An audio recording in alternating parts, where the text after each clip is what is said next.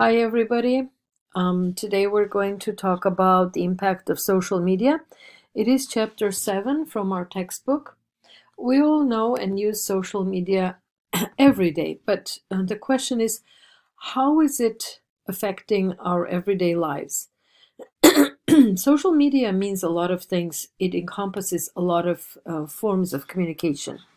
So the first definition is a convergence of mass communication and interpersonal communication makes social media.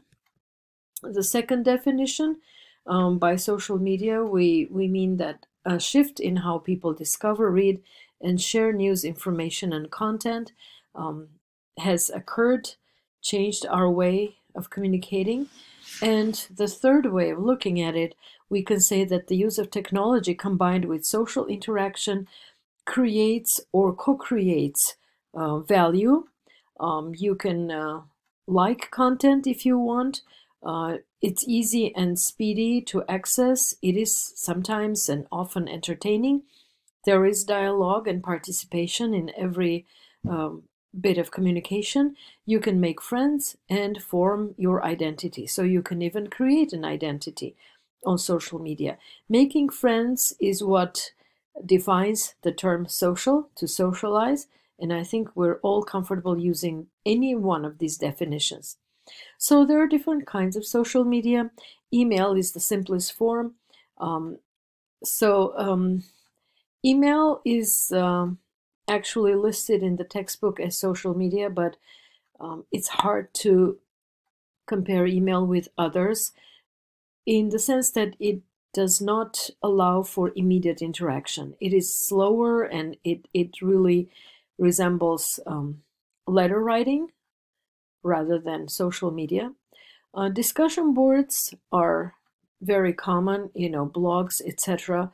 With file hosting, those similar to Instagram, for example, those kinds of social media where you can have a conversation, chat rooms where you can have live chats, blogs or vlogs, weblogs, video logs where people comment on daily life and comment on news, wikis or fan wikis where people can create and accumulate information and co-create that information, and finally social networking sites such as Facebook.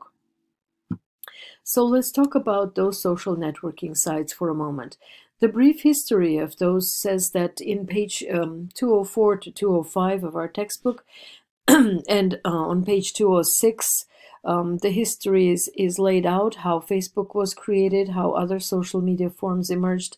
The big ones are, as we mentioned, Facebook, Instagram, etc. And there are a lot of smaller ones, the niche social media platforms such as Cafe Mom, Flickster, The Dots. There are lots of social media forms where none of us have ever been, and we don't try to use a lot of them because it is really time consuming. So whichever works for us, that social media form becomes the more popular if it attracts a lot of users, and then it multiplies exponentially because users generate more users. There are big social media networks in other parts of the world, Weibo, WeChat, and those of you who have family overseas, you will also know that we use WhatsApp or Viber, but these are more similar to just simply calling, in the sense that they're two-way communication platforms. However, we can share more than just communication, more than just dialogue, and therefore they kind of become social media. Social media exists because of free and open source software. The internet is what it is today because early developers believed in making that software freely available and easy to change so that everyone would have collective benefits. So sharing does have value because that way it triggers conversation and co-creation of content. What is social about social media? The 5 C's: choices, conversations, curation, Instagram, Flickr, Tumblr. There are ways to have a curator. Creation, for example, you can generate memes, you can put videos on YouTube, Microsoft Paint, and collaboration. Wikis, online games, and Kickstarter is are collaborative platforms, and that is one of the aspects of social media. The 5 C's make social media desirable and effective.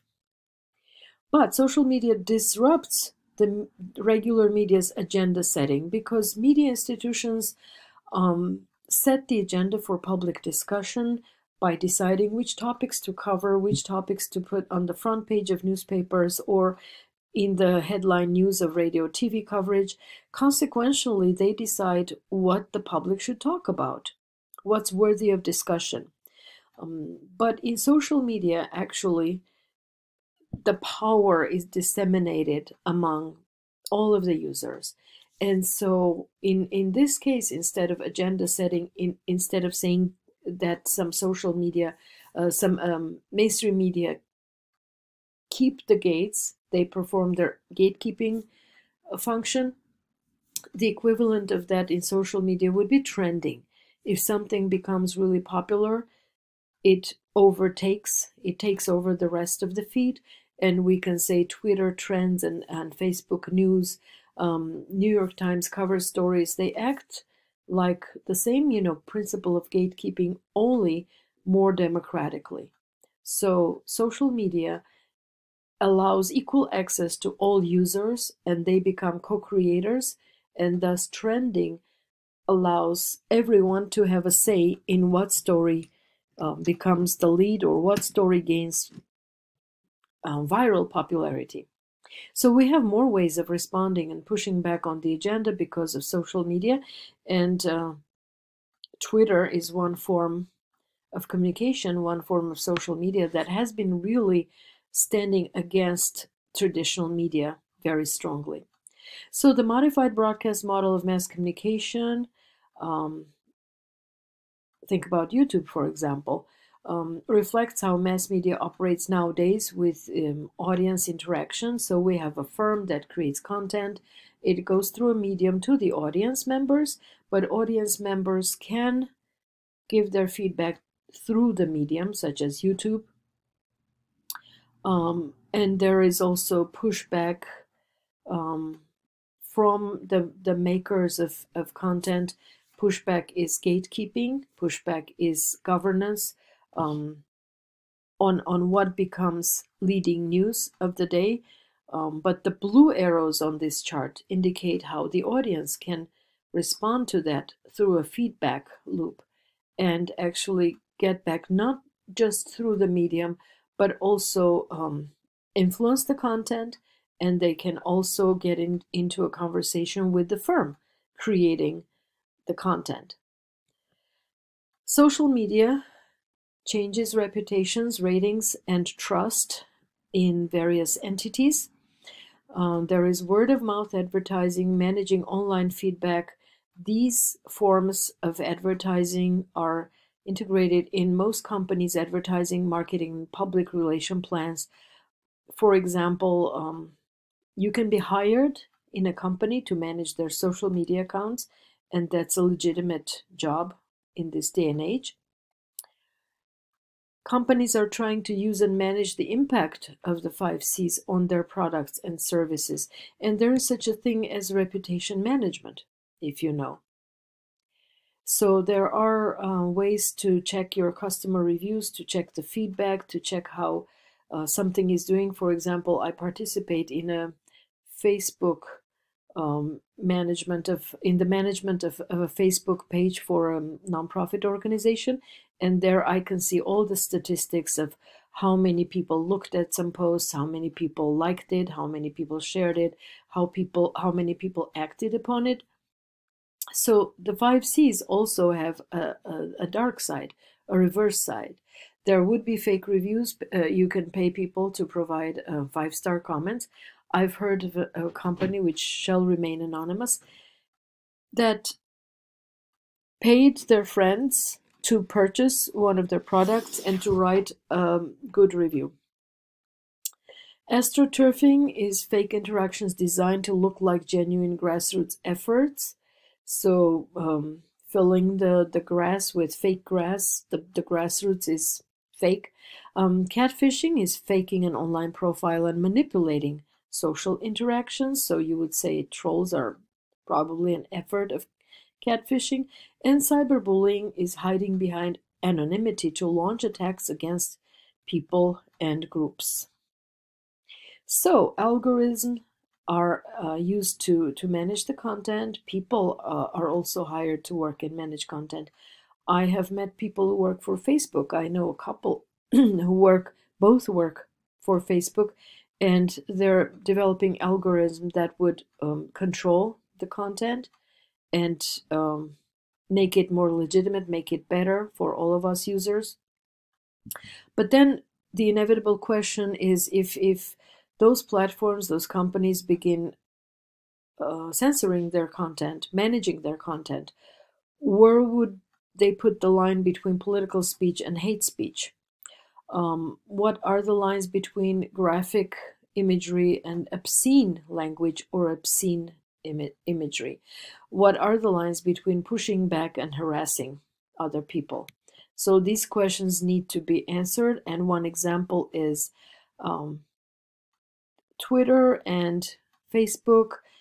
These conversations, these controversies happening lately on Facebook. I don't want to talk about it in great detail, but you can follow the links and follow the stories to see how Facebook was asked to remove some comments from President Trump, and they decided if they do that, it would be like censorship.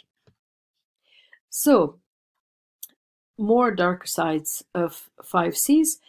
We lose face-to-face social skills when we stay online for too long, and we lose intellectual curiosity. We choose not to remember anything because we can always search and find the answer, so we don't retain a lot of information.